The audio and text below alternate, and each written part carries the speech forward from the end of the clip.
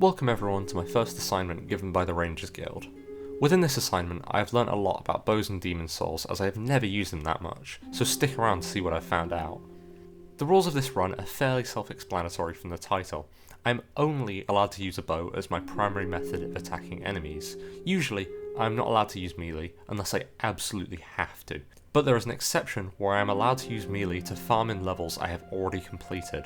Those arrows can be expensive, you know. Also, since they are not considered melee, I am allowed to use consumables like firebombs and throwing knives. That being said, I don't use these very often throughout the run as I wanted it to be as bow only as possible. On to character creation. Our character will need to be quite perceptive and have good eyesight to shoot all these enemies. So with that in mind, meet Big Eye. He doesn't understand the concept of a sword, so he can only use a bow. I've also seen him shooting that bow of his in some other From Software games, so maybe keep an eye out for that in the future and drop a sub to be notified. Obviously, we go with the Hunter class to start with the longbow and some arrows, and we also take some very spicy fire arrows as our starting gift. With that, we are ready to start the run. First things first, I jump into 1-1 and run past most of the enemies there to preserve my precious arrows. We pick up as much loot as possible as we can on the way, including some firebombs which allow us to very quickly and cheaply kill the first boss. Before we do that, however, we need to rescue Ostrava from certain danger and get the telescope.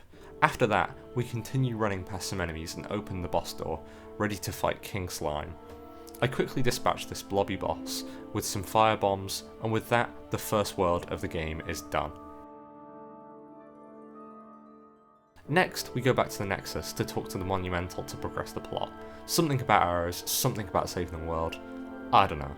Anyway, now we've unlocked leveling, so I'll take a moment to explain my plan for the rest of this run. First, we're going to 4-1 for the compound longbow. This will increase our damage by about 10 points, which isn't much, but we'll take what we can get. Then we'll attempt to kill the boss of 4-1 to get the white bow, and if we can't, then we'll go into 2-1 and grab some upgrade materials. If we still can't get the white bow after that, we'll continue into 2-2 to unlock boss weapons, then use the Armoured Spider's Soul to craft a fire bow. Either the fire bow or the white bow should last us until the end of the run, and then after that we are free to do the remaining levels in whatever order we like. With that out of the way, it's time to level. We put all of our souls into strength and get it to 17. The next stop will be 4-1, but first I jump back into 1-1 for a bit of farming. As I said earlier, those arrows are expensive. While farming, I might as well explain arrow damage and cost. Wooden arrows are the best as they only cost 5 souls and do just 10 damage less than normal arrows, which cost 10 or 20 depending on who you buy them from. Unfortunately, wooden arrows are only available from 4-2 from Bilge, so I will have to wait a bit to get some of them. The two other arrows of note are the Holy and Fire arrows, which are more expensive at 50 and 200 souls respectively, and we will be using these to deal with various bosses and enemies depending on their weaknesses. Okay, time for 4-1. Let's see how much damage this does to our first enemy.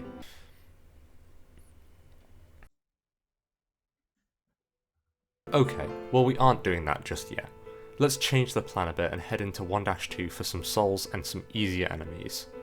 I swiftly dodge the dragon on the bridge, save Ostrava once again, and grab the compound short bow. This is slightly better than our starter bow, and once we clear 2-2, we can craft it into the lava bow, which is the best bow in the game. Now that we've got it, we can farm a bit to upgrade it and buy some more arrows. We're going to need a lot of them for the next boss, Tower Knight. The fight was more of a pain than I was expecting. I left on my first attempt as I didn't have enough arrows after taking out the archers around his arena. Also, since the arrows were too slow, I couldn't do the old stand on the ledge and range the boss strategy because he kept raising his shield.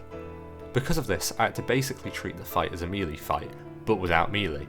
Since I couldn't hit his head, I couldn't get that juicy headshot bonus, so my arrows weren't doing amazing damage either. Finally, after about 100 arrows, he goes down and we have officially cleared World 1-2. Next, it's time to brave 4-1 again. I feel a bit more confident with my slightly improved bow. I can also get past most of these enemies with a variety of techniques, such as getting the roly-poly skeleton stuck on a rock, using height advantage, and good old-fashioned hit and run with these normal enemies. In this level, we finally get the compound longbow, according to the plan. Once we upgrade it, this should be better than the short bow we are currently using. This will definitely do until we get the white bow in a little while. In 4-1 we meet Sparkly the Crow, who we'll be doing some trading with later on. We also free Grave Robber Bilge, who will be a very important NPC for this run as he sells 5 different types of arrows, so we'll be spending a lot of souls with him. I also do a glitch roll to skip a large portion of the level to grab the Regenerator's Ring, and this route also gets me very close to the boss door. I skillfully dodge the Katana Skeleton and get into the boss fight. Time for Adjudicator.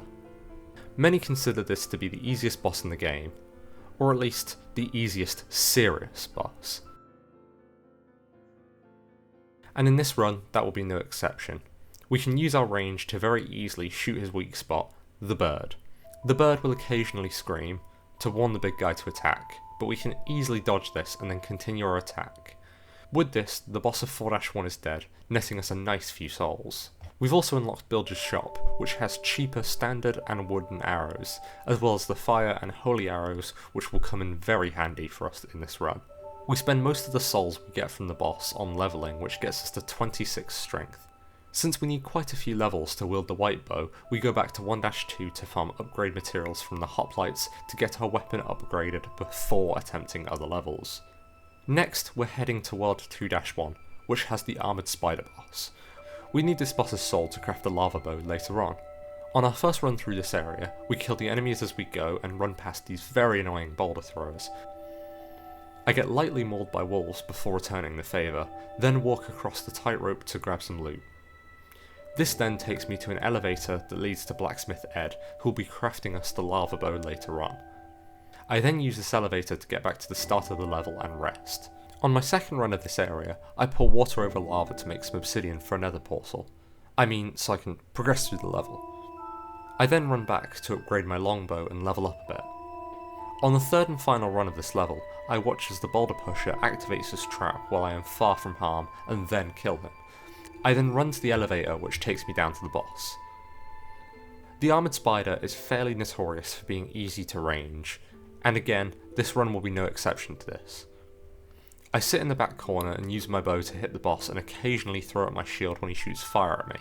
Since this shield has 70% fire resistance, it does the job quite nicely. The boss goes down pretty quickly, giving me the hard soul and opening the way to World 2-2. Next, I hop into 4-2 to farm some souls from this delightful fellow. Is that the Grim Reaper? The strategy here is to run in, pepper him with arrows, and then when he dies, all of his summons do as well. After that, I run back out and rest to respawn him, then rinse and repeat.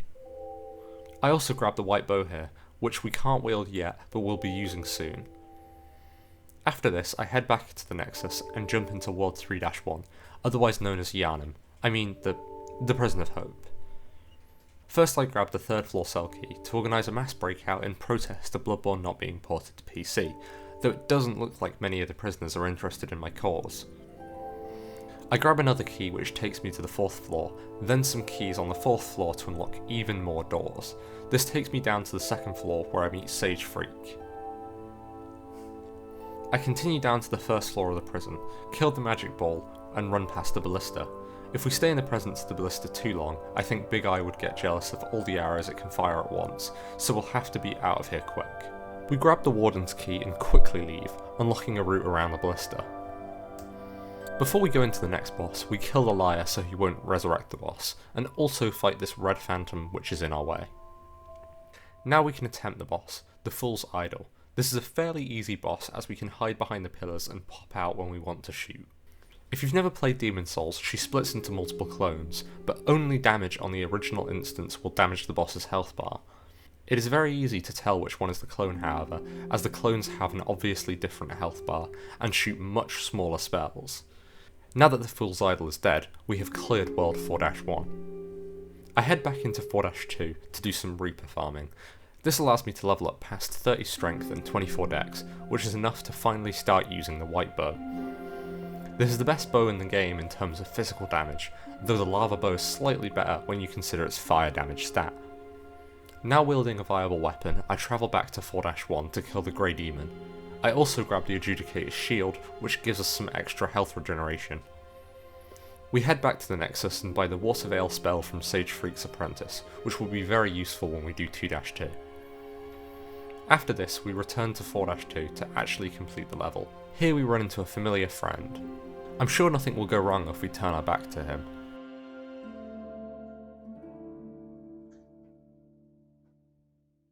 Oh damn it. Down the hole we meet and rescue Saint Urbain before coming back up and coming across Patches again. As fun as it would be to turn him into an arrow porcupine, we need to befriend him in this run as he sells white arrows, which do very high damage. After this I run into the second Reaper and... 1 second.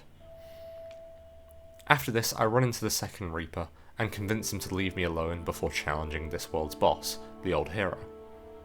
As you may or may not know, the Old Hero is blind and relies entirely on hearing, so equipping the Thief's Ring found earlier in the game makes this fight very easy. I also hide in the area behind the grave so he doesn't come anywhere near me, so long as I don't shoot him enough to give away my position.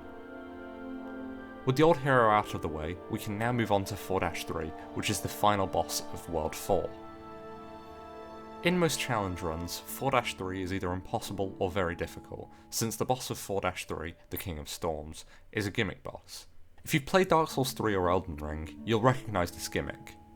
You have to pick up the Storm Ruler sword, which can be charged to send a powerful blast at the smaller flying enemies before the much larger boss shows up. Usually, the ranged nature of this boss kills challenge runs, however, since we have the white bow and a ton of arrows, it's easy peasy for us. This nets us a ton of souls and officially completes World 4.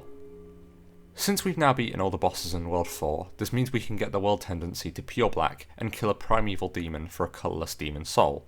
We can use this to level up the Adjudicator's shield for some extra health regeneration ahead of World 5. We could also use it for the white bow, but to be honest it's going to get replaced by the lava bow anyway, so there's not a lot of point.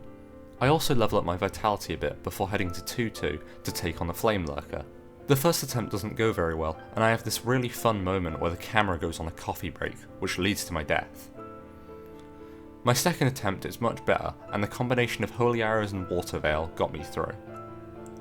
Now I have the Searing Demon Soul, unlocking boss weapons and therefore giving me access to the Lava Bow.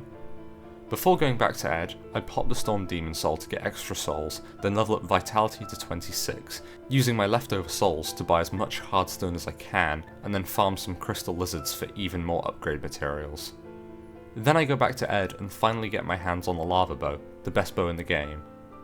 Staying in World 2, I progress onto the boss in 2-3, the Dragon God. This is another gimmick boss where the gimmick is stealth, otherwise the boss just insta-kills you. Annoyingly, you have to break these pillars to progress, which ordinarily isn't much of an issue, but for some reason they take a ton of arrows to destroy. I won't show the whole process, but it took around 700 arrows to break all of these pillars. Anyway, with this boss out of the way, we have now cleared World 2.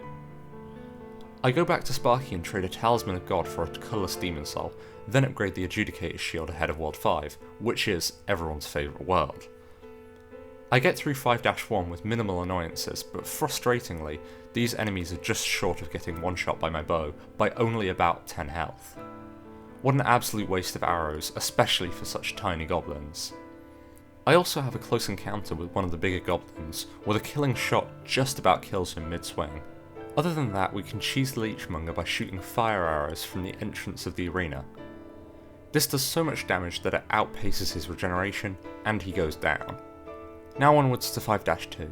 I stealth past the enemies and fight only the enemies that I absolutely have to.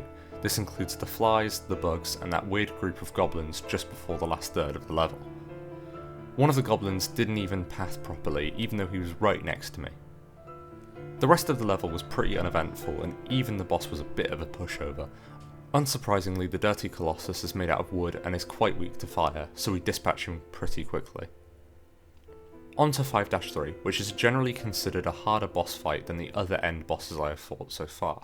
Not because of the actual boss, Maiden Estrella, who kind of just sits there and occasionally heals, but more for her bodyguard, Garl Vinland, who is the real boss here. However, there is a well-known cheese for this boss, which is to range her and stay out of the aggro range of Garl Vinland, allowing you to whittle down the boss health bar while she tries to heal, and it takes quite a while.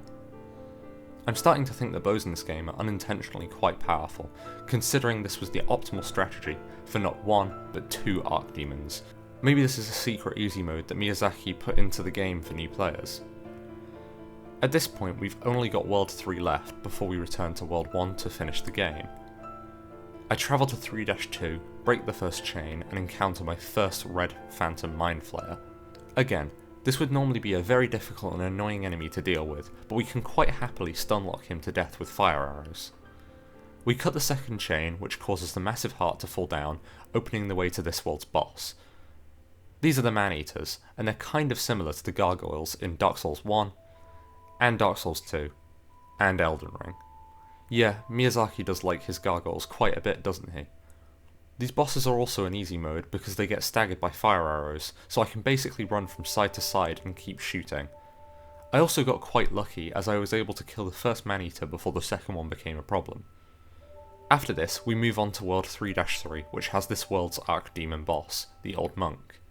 This is yet another gimmick boss, with the gimmick being that ordinary players can be summoned as the boss. Usually, only skilled players do this, which means that the boss can be quite difficult depending on your luck. However, if you put this game into online mode, you get just an ordinary NPC fight, making this boss much, much easier. This of course is what I did for this run, and I was able to bait him into attacking a chair and then punished with an arrow. I was able to also punish on rolls and on charge attacks. This pretty much trivialised the fight, and now we've cleared World 3. Finally, it's time to return to World 1. I grab the Iron Key and save Ostrava once again, then break Bjor out of prison and fight my way up to the boss fog. I fight the Penetrator with Bjor's assistance, which made the fight quite easy, as otherwise I would have struggled to hit him as he is so jumpy. After this, it's on to 1-4, the last world of the game. I fight 3 red phantoms at the start of the area, and then go forwards, running past the dragon attack and into the main area. Here we find Ostrava in his last moments before death, and later we find his red phantom and defeat it. Finally, after a very long elevator ride, I go into the fight with Old King Alant. This is a pretty challenging but fair fight. At one point I end up animation cycling him, where he kept trying to jump and do the charge attack, but I stun him out of it, and this cost him about 25% of his overall health. I kill the boss, claim his soul, then return to the Nexus to trigger the ending. The Maiden in Black takes us down to kill True King Alant, who is the real final boss of the game, but is an absolute pushover. After this, the Maiden in Black tells us to leave, and we do. Besides, Big Eye has many more adventures to go on, and many more powerful foes to slay with his trusty bow. In fact, he might be in between lands for a while. This was a very fun video to record and produce, and the final time of the run was 11 hours and 45 minutes. Please drop a subscribe to join the Rangers Guild, as we are always looking for new applicants. Thank you, and with that I will say, don't you dare go hollow.